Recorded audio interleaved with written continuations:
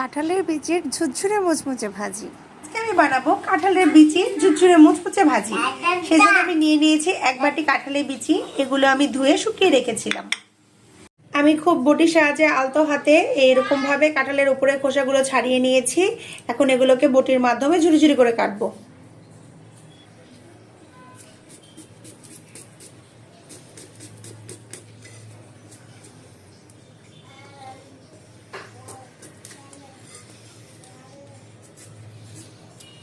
খুব সাবধানে কাটতে হবে যাতে হাত কেটে না যায়।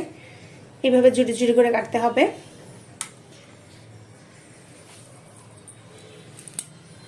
এভাবে আমি সবগুলো কাঁঠালের বিচি ঝুরি ঝুরি করে কেটে নিয়েছি। প্রথমে আমি চুলার জালটা জ্বালিয়ে নিচ্ছি। আমি আঁচটা একটু বাড়িয়ে দিব, কারণ এই লোহার কড়াইগুলো গরম হতে একটু বেশি সময় নেয়। আমার কড়াইটা গরম হয়ে এসেছে। এ পর্যায়ে আমি চুলার জালটা মিডিয়াম লোতে করে নিব।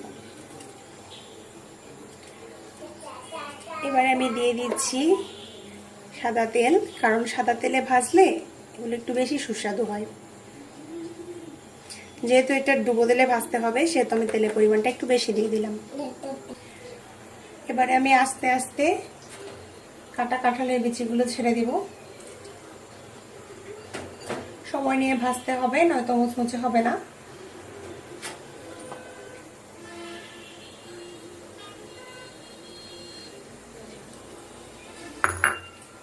ভালো করে নাড়াচাড়া করে নেব।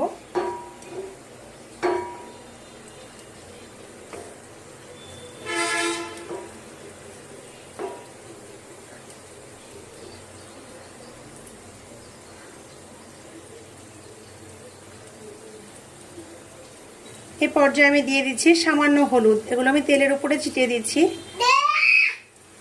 দিয়ে দিচ্ছি স্বাদ মতো নুন। এবার আমি ভালো করে নেড়ে নেব। আমি হলুদের পরিমাণটা খুবই কম দিয়েছি।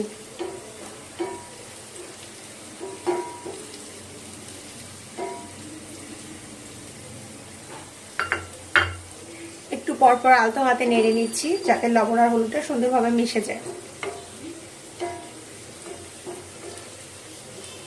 আমরা চাইলে প্রথমে লবণ হলুদটা মাখিয়ে নিয়েও করতে পারি, কিন্তু আমি সাধারণত তেলের মধ্যেই দিয়ে দিই।